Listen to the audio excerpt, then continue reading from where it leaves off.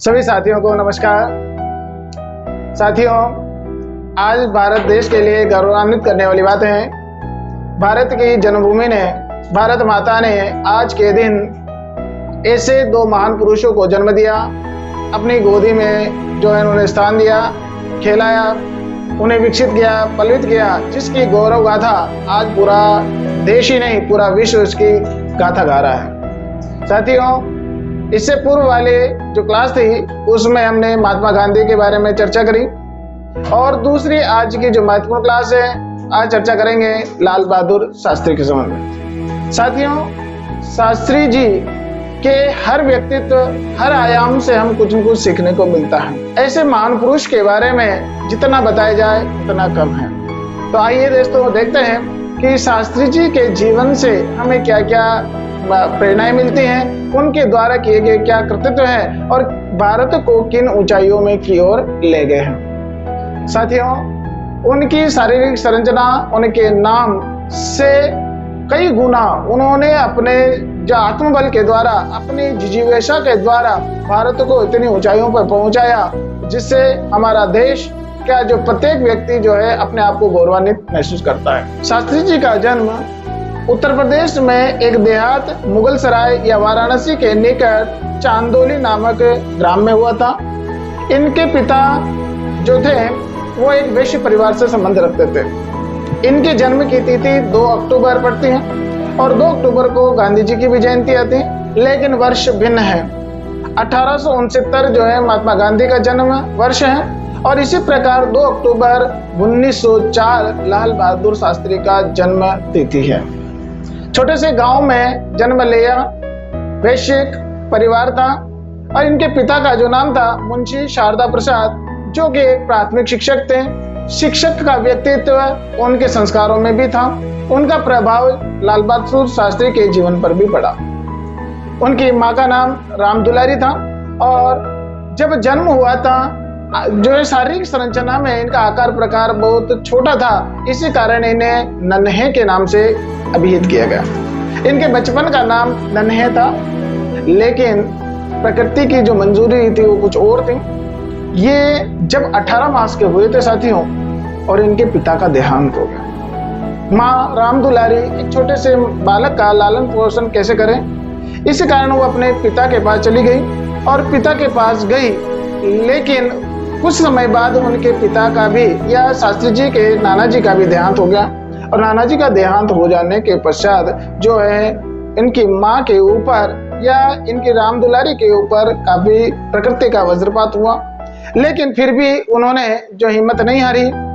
उनकी परवरिश जो है इनके मौसा जी रघुनाथ प्रसाद जी के द्वारा उनका लालन पालन किया गया। साथियों, प्राथमिक शिक्षा भी शास्त्री जी की ननिहाल में हुई और वहां पर जो है पूरे चित्त के साथ, पूरा दत्तचित्त होकर अपनी माँ का सहयोग भी करते थे और अपनी शिक्षा को भी उन्होंने पूर्ण किया। प्राथमिक शिक्षा पूर्ण होने के पश्चात उनके मौसा जी के कहनुसार उन्होंने जो उच्च शिक्षा के लिए काशी विद्यापीठ में प्रवेश किया।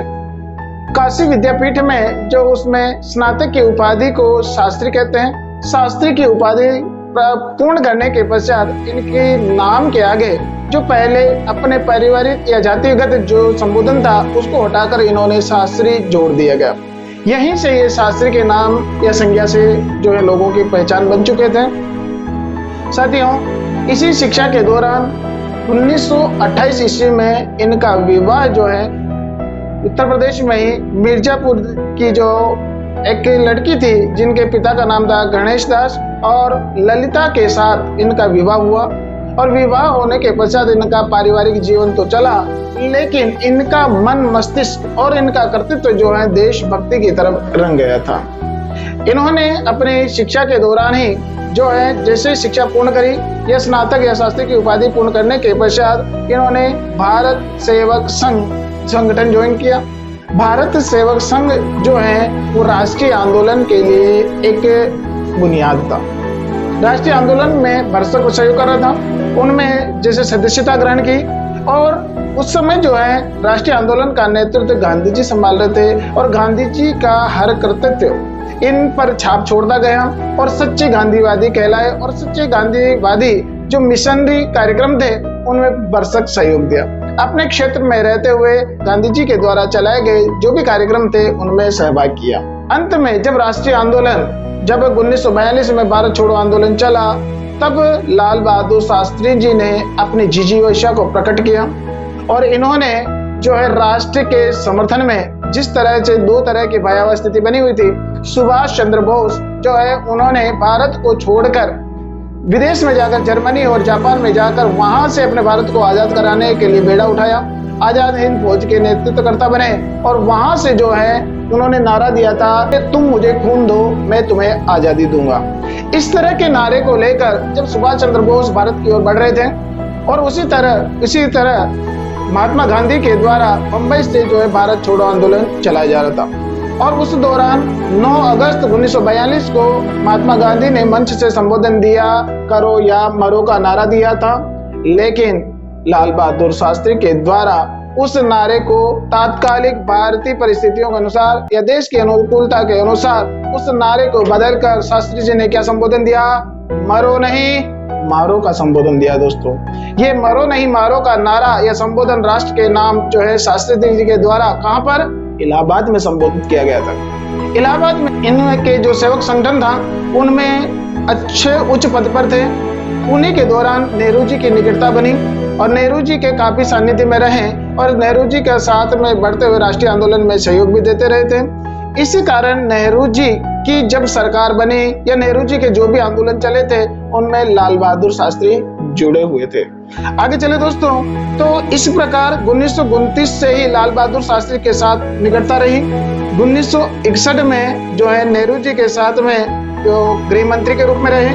1964 ईस्वी में भारत के विदेश मंत्री बने और 1965 ईस्वी में भारत के दूसरे प्रधानमंत्री के रूप में भी अपने को प्रतिष्ठित किया है। शास्त्री जी ये नहीं कि नेहरू जी के साथ होने से बड़े, नेहरू जी के साथ उनके स्वामी भक्ति या राष्ट्र भक्ति के आधार पर जो सेवा करते थे तो लोगों ने या अपनी परिस्थिति के अनुसार इनको ऊंचे कद पर पहुंचा दिया।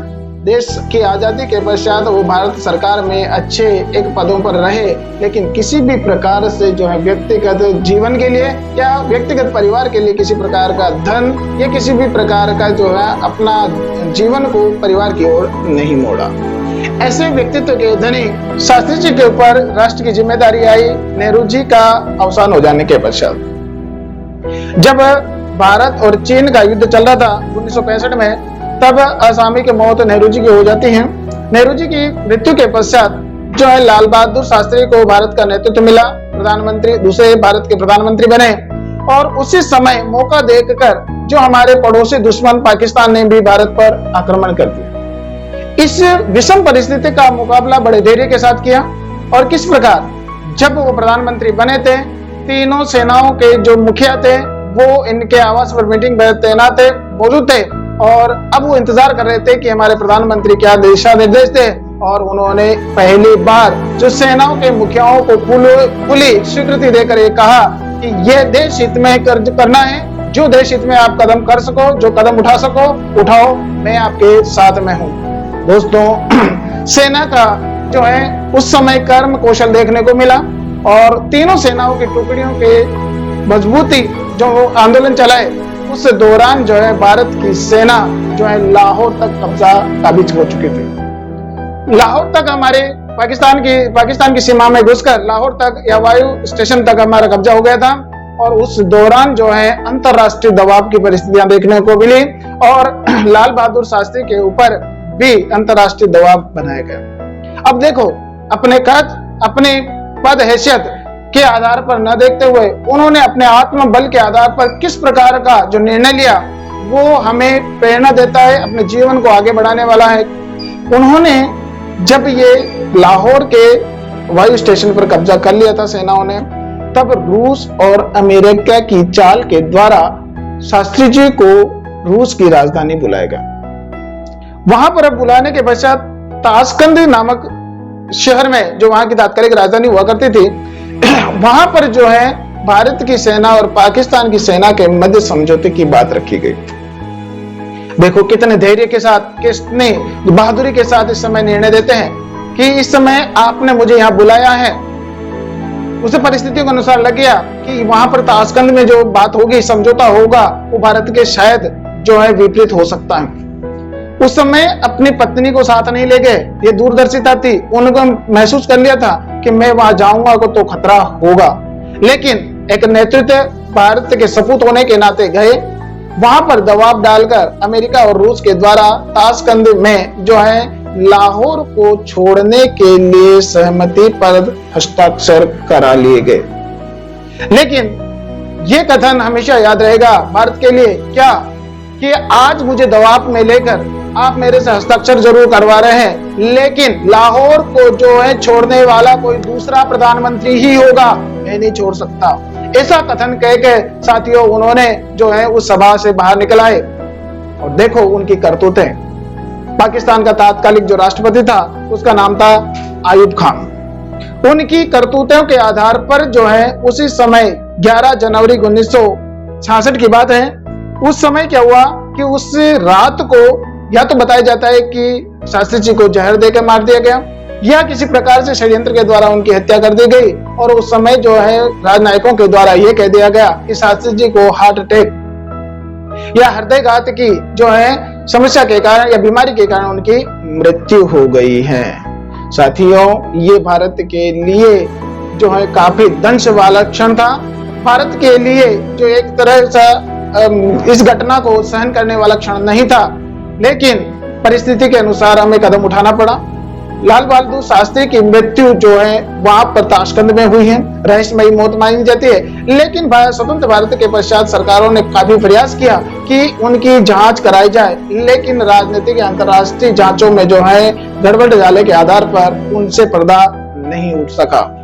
इस प्रकार जो हमारा भारत के लाल सपूत, जिसने तात्कालिक रूप से 2 प्रमुख नारे दिए हैं, एक तो मरो नहीं मारो जो राष्ट्रीय आंदोलन का मुख्य आधार बन गया, और स्वतंत्रता के पश्चात उन्होंने कहा कि भारत माँ का जैसे मैं सच्चा सेवक हूँ, उसी प्रकार भारत का किसान भी भारत के लिए एक सच्चा सेवक है।